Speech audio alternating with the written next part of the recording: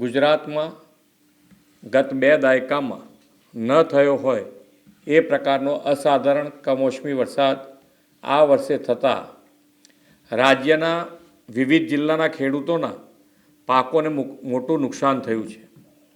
આ સંદર્ભે મેં તથા મારા સાથી મંત્રીઓએ જુદા જુદા જિલ્લાઓમાં જઈને અસરગ્રસ્ત ખેડૂતોની સાથે પ્રત્યક્ષ વાતચીત કરીને તેમની સ્થિતિ જાણી હતી।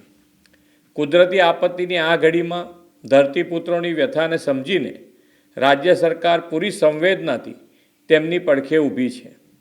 રાજ્યભરના ખેડૂતોના પાકને થયેલા વ્યાપક નુકસાન સામે તેમની લાગણીઓને ધ્યાને રાખીને રાજ્ય સરકાર દ્વારા ધરતીપુત્રો માટે આશરે 10,000 કરોડના રાહત સહાય પેકેજની જાહેરાત કરું છું।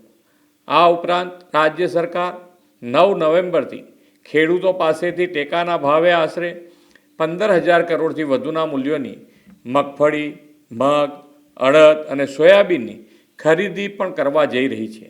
અન્નદાતાઓની આર્થિક સુખાકારીની ચિંતા પોતાના માથે લઈને રાજ્ય સરકાર તેમની સહાયતા માટે હંમેશા પ્રતિબદ્ધ હતી, છે અને રહેશે તેવો વિશ્વાસ આપું છું।